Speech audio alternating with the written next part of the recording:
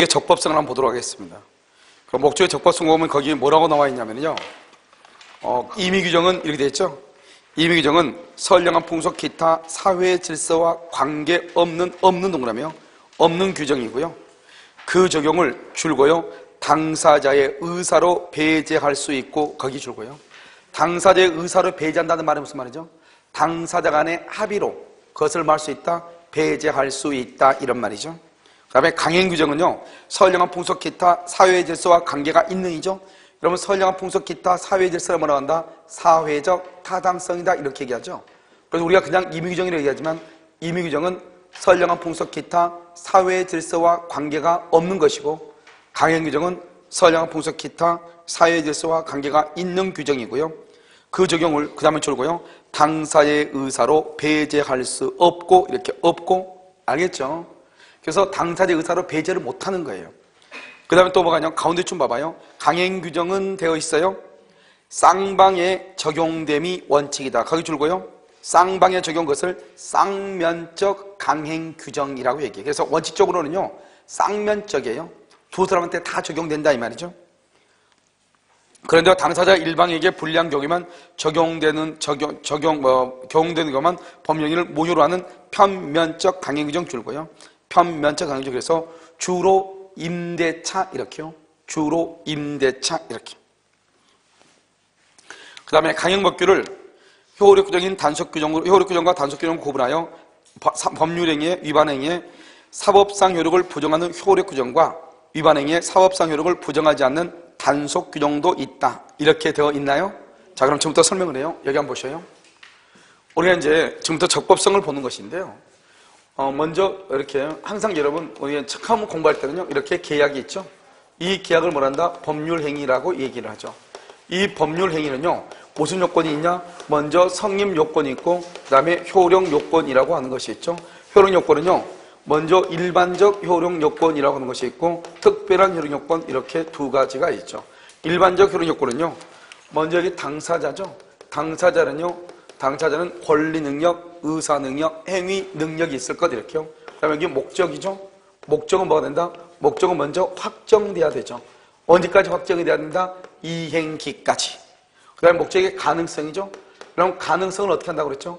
먼저 사회 통념에 따라서 가능과 불능으로 나누고 불능은 또 성립 당시를 기준으로 원시적과 후발적으로 나누고 원시적은 무슨 이익이다? 신뢰 이익이고 후발적은 무슨 이익? 이행 이익이고 원시적은 원칙적으로 유효이다 무효이다? 무효이고 후발적은 유효이다 이런 말이죠. 그래서 목적이 확정 가능이요. 그 다음에 적법성이 있어야 돼. 적법성이요. 적법이야. 지금부터 여기를 공부한단 말이죠. 이 적법성, 그래서 목적의 적법성을 지금 오늘 이제 공부할 차례죠. 이 적법이라는 것은 먼저 뭐냐면 강행규정하고요. 그 다음에 강행규정, 그 다음에 임의규정으로 이렇게 나누어요. 그 다음에 강행규정은 또 여기서 효력규정하고요. 효력규정, 그 다음에 여기요 단속규정 이렇게 나누는 것이에요. 여기서 이제 먼저 우리가 적법이라고 하는 것이 무엇인가 이 말이에요. 적법이라는 건 일정한 우리의 어떤 행위가 있죠. 어떤 행위가 있으면 이것은 법이라고 하는 거울로 비춰보는 것을 법 질서다 이렇게 얘기해요. 이때의 법이라고 하는 것은 여러 가지 법이 있겠죠. 예를 들어서 폭행을 했다. 또는요 살인을 했다. 그러면 형법이라고 하는 거울로 비춰보는 것이고 만약에 예를 들어서요 자기 앞으로 되어 있는 등기를요 다른 사람 앞으로 등기를 넘겨놓죠. 그것을 우리는 명의 신탁이라고 하잖아요.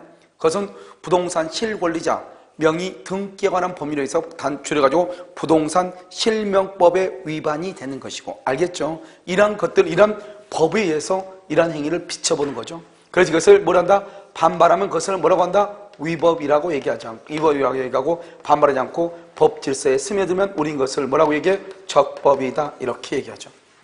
그 다음에 우리는 법은요 위반되면 모든 것이 위법이라고 하는 것은 다 똑같아. 예를 들어서 경범죄 처벌법을 위반해도 위법이고요. 형법을 위반해도 위법이고요. 그 다음에 부동산 등기 특별조치법, 중과생약 등기를 하면 안 되거든요. 그것을 위반해도 무효가 뭐죠? 법을 위반한 거죠. 그러니까 위법이라고 하는 것은 다 똑같아. 하지만 우리가 위법이라고 해서 다 똑같이 처벌할 수는 없는 거잖아요. 그래서 예를 들어서 살인죄는 무겁게 처벌하고 그 다음에 휴지를 버렸다거나 또는요 우리가 뭐죠 무단횡단했다 이런 것도 또 도로교통법이 위반이다. 그럼 또 처벌 수위가 또 낮아야 되잖아요. 이런 것들은 어떻게 하냐? 이것을 우리는 뭐라고 얘기한다? 불법이다 이렇게. 그래서 불법은 양으로 달아볼 수 있다. 그래서 살인죄를 뭐라 한다? 중한 범죄다. 무거운 범죄, 중범죄라고 얘기하는 것이고, 그 다음에 예를 들어서 길거리에다 쓰레기를 버린다 또는 침을 뱉는다, 이것을 뭐란다? 경범죄다 이렇게 얘기하는 거죠. 그래서 우리가 법을 위반하면 모든 법을 어떤 법을 위반하든 위법하다고 하는 것은 다 똑같아. 그런데 우리가 처벌할 때는 위법하다고 해서 다 똑같이 처벌하는 것이 아니고 불법의 양으로 우리가 체크를 해가지고 무거운 것은 무겁게, 가벼운 것은 가볍게 처벌한다 이런 말이죠. 강행 규정하고 임의 규정이 있는데 우리가 지금 좀 이따 배울 걸 103조죠. 103조하고 관련이 있느냐? 관련이 있다? 그러면 그것을 강행 규정이라고 얘기하고, 만약에 103조 선량 풍속 기타 사회 질서와 관련이 없다? 그러면 103조와 관련이 없다? 그러면 이것을 뭐라고 한다? 그것을 임의 규정이다. 임의 규정이라는 것은 뭐냐면 우리가 이제 법조문이 있잖아요. 법조문. 이건 규정을 법조문이라고 하죠. 이 법조문을 보면 뭐라고 하냐면 우리가 월차임 있죠. 차임은 뭐라고 되냐? 매월말 또는요 매년말 이렇게. 매월말, 매년말, 말에 차임을 지급한다 이렇게 돼 있어. 월차임은요. 매년 말에 매월말 이것을 우리는 뭐란다? 이것을 후급이다 이렇게. 후급이다 이렇게. 나중에 준다 이 말이죠. 이것을 뭐란다? 월차임이다 이렇게 얘기하죠. 그런데 원래는 법조문에 차임은 매월 말에 매년 말에 지급한다 이렇게 돼 있거든요. 이게 원칙이면 법조문의 원칙이란 말이죠. 그럼 만약에 이 법조문이 임의 규정이다 그러면 강행 규정이다 그러면 어떻게 하냐? 이 법조문대로 강제로 그렇게 행하라 이런 말이죠. 그러면 만약에 매월 말, 매년 말이다 그러면 후급이다 그러면 월세는 언제나 한 달이 끝나고 난 다음에 돈을 받아야 돼. 언제나요. 그런데 만약에 이것이 임의 규정이다. 임의 규정. 그러면 언제나 매년 말, 매월 말에 받는 것이 아니고 임의 규정인 경우는 어떻게 하는 것이냐? 우리가 국가가요 일단 어떤 사회 규범인 이 법이라고 하는 것을요 일정한 테두리를 정해놓죠. 이 테두리 안에서 갑하고 을하고 당사자들이 자유롭게 합의할 수 있도록 만들어 놓은 거죠. 자유롭게요. 이것을 뭐라고 표현하냐? 다른 합의라고 얘기를 해. 다른 합의를 할 수 있다. 그러니까 우리가 법조문은 법조문이고 그 법조문과 다르게 임의대로 당신 마음대로 할 수 있다. 이것을 무슨 규정이라고 한다? 임의 규정이다 이렇게 얘기하죠. 그러니까 원래는 월세는 후급이 원칙이잖아요. 그런데 여러분요 호텔이죠. 호텔 같은 경우는 체크아웃 할 때 돈을 주니까 후급이 원칙이죠.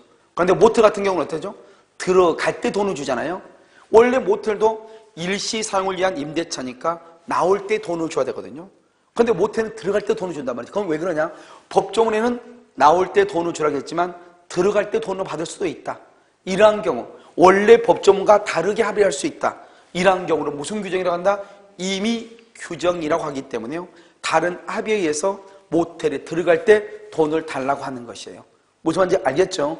이것을 이제 임의 규정 이렇게 얘기하고 이것을 강행 규정 이렇게요. 그러면 주로 강행 규정은 어디에 있냐? 주로 이것은 물권법에 주로 있고요. 주로. 그 다음에 임의 규정은요 주로 채권법에 주로 있죠. 그래서 나중에 여러분요 우리가 물권법의 규정은 강행 규정이 물권법정주에 의해서, 채권법은요 계약 자유의 원칙에서 임의 규정이란 말이죠. 이것은 나중에 그냥 나오죠. 그 다음에 효력 규정하고 단속 규정이라는 게 있죠. 이건 뭐냐? 우리는요 민법에서는 강행 규정과 임의 규정으로 나누어요. 그런데 효력 규정하고 단속 규정은 행정법에서 그렇게 행정법에서.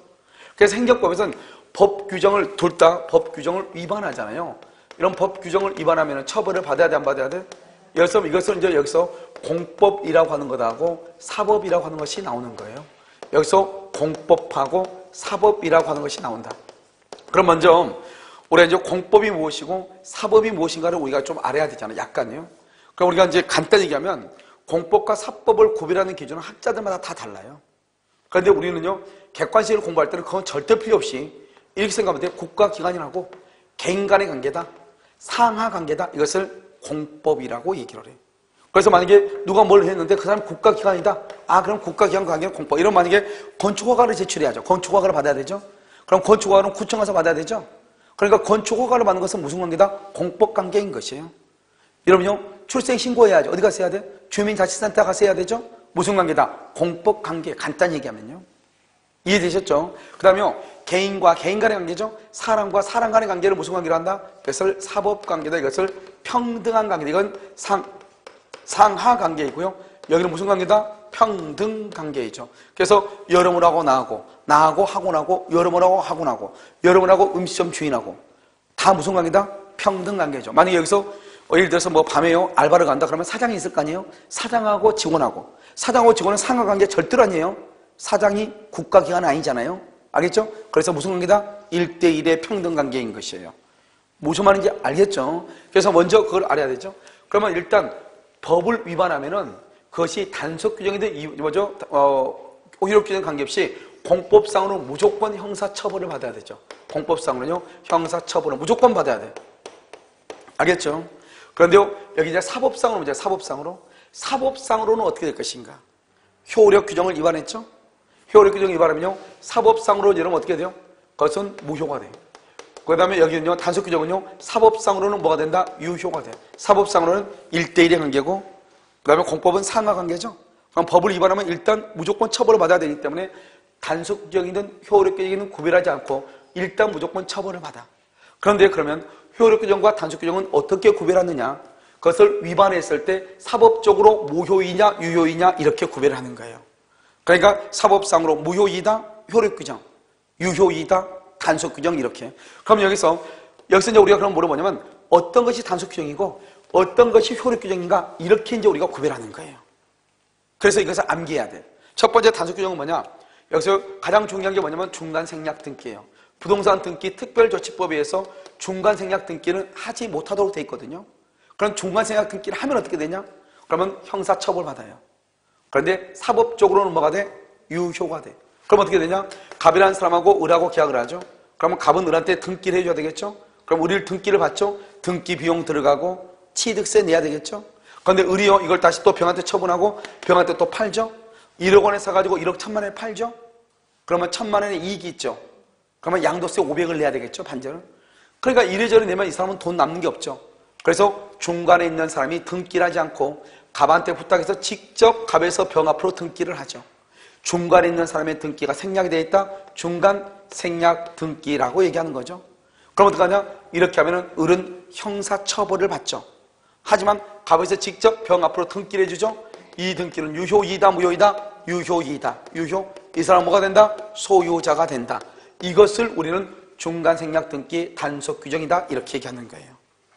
자, 그다음 여기요 무허가 음식점, 무허가 숙박업. 우리 시험 한번 나왔죠? 무허가 숙박업, 무허가 음식점. 알겠죠? 이런 것들이 다 중간 단속 규정인 거예요. 그러면 이제 지금은 법이 바뀌었는데 옛날에요 증권거래법이라고 하는 법이 있었거든요. 거기에 보면 주식에 대해서 1인 매매, 주식에 대해서 1인 매매 제한에 관한 것. 알겠죠? 이것은 법무사 시험에 딱 한 번 나오고 다른 국가고시에 나온 적이 없는 시험이에요. 그래서 우리 시험은요 거의 여기 한 번 이렇게 나오고요. 나머지는 전부가 다 무조건 중간생략 등기가 정답이었어요. 알겠죠? 그 다음에 효력 규정은 뭐냐? 사법상으로 무효가 되는 거죠. 첫 번째가 뭐냐면 명의신탁이라고 하는 것이 있어. 명의신탁은 뭐예요? 이렇게 갑이라고 하는 사람을 뭐라 하냐? 신탁자라고 얘기하고요. 그 다음에 을이라는 사람을 뭐라 한다? 수탁자라고 얘기를 했어요. 갑하고 을하고 명의신탁 약정을 하고요. 여기 을 앞으로 이렇게 뭐라 한다? 등기를 이렇게 해주죠. 등기. 그러면 수탁자가요.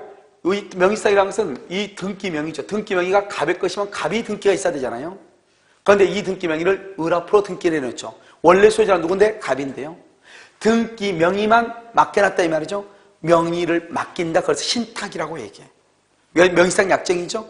이 명의상 약정은 무효인데 무효인데 을 앞으로 등기가 되어 있죠. 이 을 앞으로 등기는 명의신탁 약정 자체가 무효이기 때문에요. 이 등기도 무효가 돼. 자, 그 다음에 명의대여라고 하는 것이 있어. 그래서 약사 면허증을 대여하는 것, 중개사 자격증을 대여하는 것. 그 다음에 토지거래 허가요. 토지거래 허가 구역 안에 토지에 대해서 허가를 받아서 계약을 해야 되고 허가를 받지 않으면 무효가 돼요. 그 다음에 여러분요 올해는 공익법인이 있죠. 공익법인이 재산을 처분할 때 재산 처분을 할 때는 어떻게 해야 되냐? 주무관청의 허가, 주무관청의 허가를 받아야 된단 말이죠. 허가. 알겠죠? 허가를 받지 않고 한다? 무효라고 얘기하는 것이에요. 알겠죠? 이것을 얘기하는 것이고요. 그 다음에 율락녀가 있어요. 여러분 율락녀가요 선불금이에요. 선불금. 율락행위라고 해서 업주로부터 선불금을 받아가지고 쓴 경우 있죠. 이런 것도 효력 규정이니까 그것은 선불금은 무효죠. 그래서 포주는 율랑이한테 선불금을 반환을 청구를 못하는 거예요. 그다음에 또 뭐가 있냐면 두 가지가 또 있어요. 두 가지가. 첫 번째가 뭐냐면 초과 중개 수수료요. 초과 중개 수수료 약정이요. 초과 중개 수수료 초과하는 것만큼은 반환해야 돼요. 그다음에 현저히 고율이요. 현저히 고율의 이자 약정이요. 약정. 현저히 고율의 이자. 그래서 예를 들어서 20%가 한계 이자인데요. 25%를 받았다 이 말이죠. 그럼 5% 이자는 반환해야 되는 것이에요. 그 다음에 또 뭐가 있냐면 변호사 아닌 사람이요. 변호사 아닌 사람이 이게 중요해요. 변호사 아닌 사람이 자기가 소송을 제기해서 나중에 승소를 하게 되면은 돈을 받기로 한 경우 이것을 변호사법 위반이라고 얘기하는 것이에요. 그 다음에 또 뭐가 있냐? 의료법 위반이요. 의료법 위반이라고 하는 것은 뭐냐? 여러분 의사는 다른 사람하고 합작으로 병원을 설립할 수가 없어요. 그런데 의사가요, 예를 들어서 제약회사하고 합작으로 병원을 설립한다. 그러면 돼야 안 돼요? 안 되죠. 그것을 의료법 위반이라고 얘기하는 것이에요. 여기서 우리가 한 가지 이제 알아야 될 것은 여기 변호사 사건에 있어서는 뭐냐면 우리가 이제 여기 변호사가, 여기는 변호사 아닌 사람이죠? 변호사가 성공보수금 약정을 할 수 있어요. 이 성공보수금 약정이 형사사건이다. 그러면 나중에 103조에 위반될 여지가 있다. 이렇게 얘기했고, 민사사건에서 했다. 103조에 위반이다. 아니다? 아니다. 이 말이죠. 그래서 형사사건에 관한 성공보수금 약정은 103조에 위반될 여지가 있다. 이 말이죠. 그런데요, 민사사건에 관한 것은 103조에 위반이다. 아니다? 아니다. 이거하고 여기가 다르죠? 여기는 변호사법 위반인데 이것은 변호사 아닌 사람이 이 말이죠. 알겠죠? 변호사 아닌 사람이. 여기까지를 우리가 뭐란다? 강행법규다. 이렇게 이것을 암기하면 되는 것이죠. 그런데 또 여기서 보면 우리가 이제 탈법행위라고 하는 것이 있죠. 탈법행위요. 우리가 이제 강행법규죠. 강행법규정을 위반한 경우가 있잖아요. 강행규정을 직접적으로 위반한다. 직접적으로 위반한 경우가 있고 간접적으로 위반한 경우가 있죠. 두 가지요. 이렇게 직접적으로 위반하면 무효이죠. 그런데요, 간접적으로 위반을 해도 무효가 되죠. 이 간접적으로 위반하는 것, 이것을 우리는 뭐라고 표현하냐? 탈법행위라고 얘기하는 것이에요. 이것을. 그래서 강행법규를 간접적으로 위반한다. 탈법행위다. 이렇게 얘기를 해요. 됐죠? 그러면 이 탈법행위가 뭐겠냐?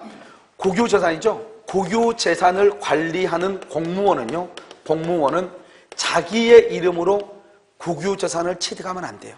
그래서 자기 명의로 간명의로 취득하면, 간명의로 취득하면 그것은 강행법규를 직접적으로 위반해서 당연히 무효예요. 그러니까 이 사람이요, 자기 이름으로 취득하는 것이 아니고 누구요? 자기 처라든가 자기 부라든가 자기 동생이라든가 이런 사람들의 이름을 빌려서 취득한단 말이죠. 이것을 강행법규를 간접적으로 위반했다 이렇게 표현을 해요. 이것을 우리는 뭐란다? 탈법행위라고 얘기하고, 탈법행위도 유효이다 무효이다? 무효가 되는 거죠.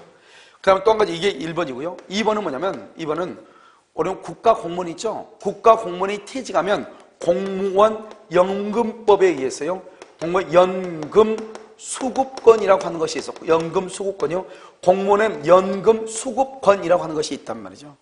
그래서 공무원이요, 연금을 받을 수 있는 권리가 있는데요, 이 공무원이 연금을 받을 수 있는 권리는 뭐냐?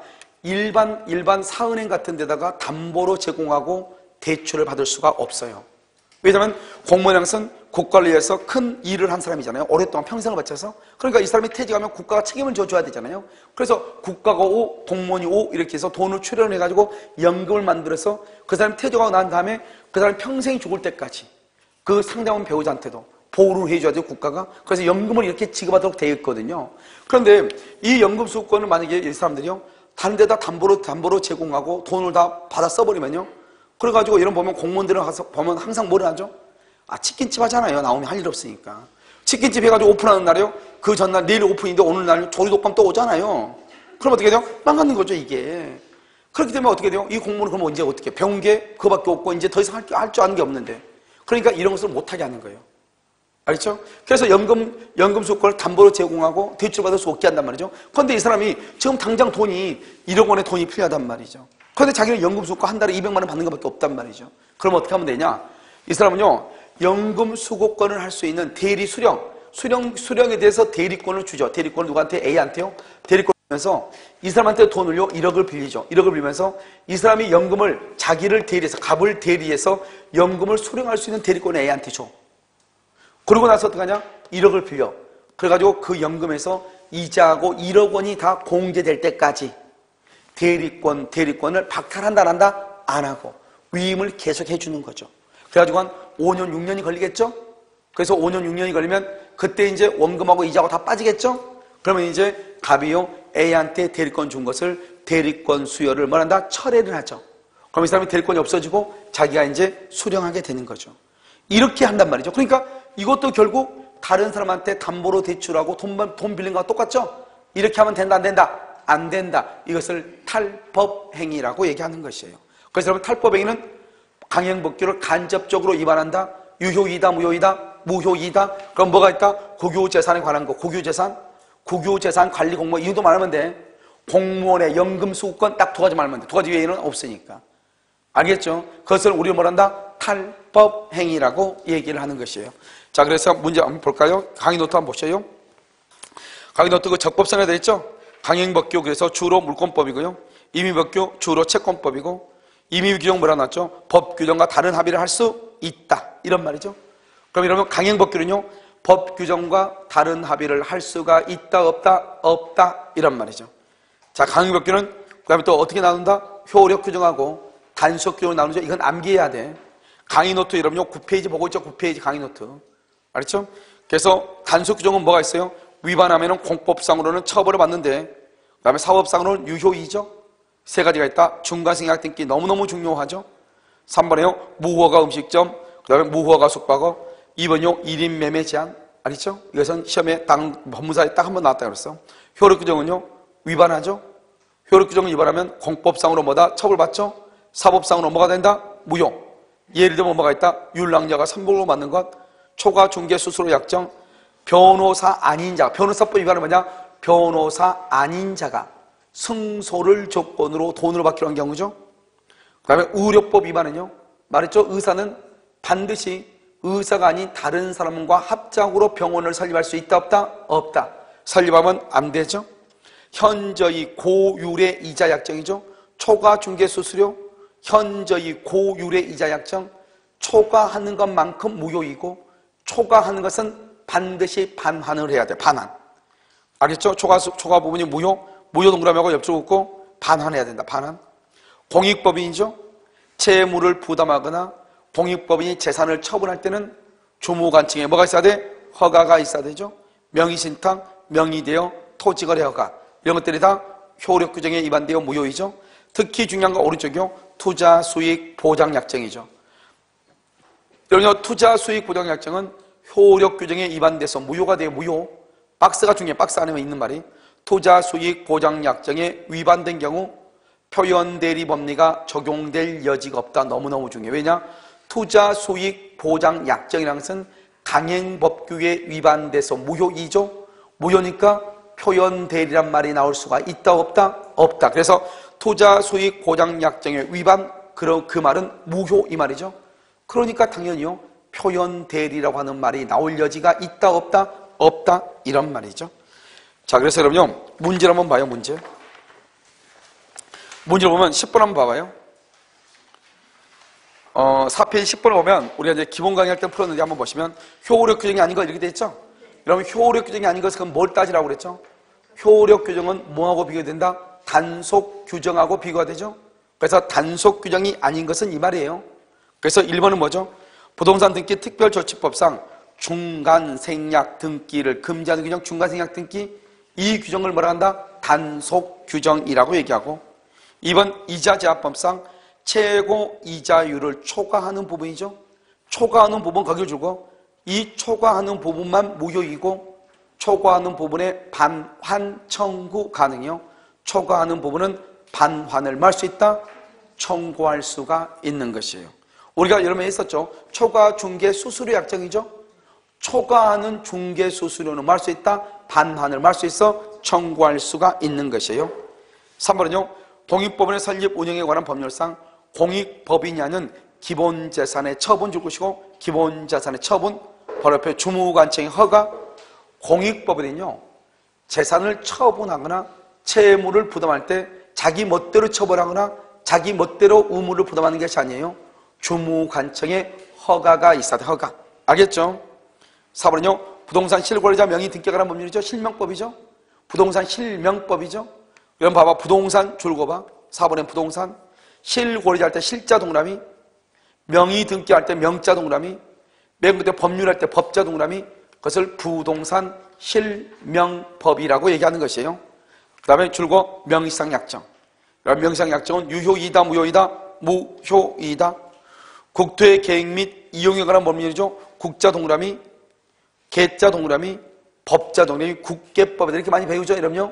국계법. 이 국계법상 일정한 구역 내 토지 매매에 대하여 줄고요, 허가를 요하는 것, 토지거래 허가죠. 이것부터 다 무슨 규정이다? 효력 규정. 이렇게. 정답 몇 번이에요? 1번이에요. 자, 11번은요. 갑과 을이 체결한 다음 계약 중 사법상, 갑의 사법상 줄거봐. 사법상이란 것은 강행 규정을 얘기한다, 단속 규정을 얘기한다. 단속 규정이죠. A, 갑의 A 토지 매매 계약으로서 유효한 것, 사법상으로 유효한 것, 그러니까 단속 규정을 찾으시오 이 말이죠. 만약에 사법상으로 효력이 없는 것, 무슨 규정을 찾으시오? 효력 규정을 찾으시오 이 말이죠. 자, 여기는 사법상으로 유효니까 무슨 규정? 단속 규정. 1번. 갑이 을에게 빌린 도박자금 줄 것이고, 도박자금 써 거기다가 103조 위반으로 무효, 103조 위반으로서 무효가 돼. 도박자금은요. 2번은요. 을이 갑으로부터 매수한 A 토지를 을로부터 다시 매수한 병에 대하여 갑이 직접 이전 등기를 해주기로 하는 줄거 중간 생략 등기. 그럼 중간 생략 등기는 무슨 규정이다? 단속 규정이다. 유효이다, 무효이다? 유효이다. 이렇게. 그래서 2번이 정답이죠. 3번은 계약서에는 A 토지로 표시.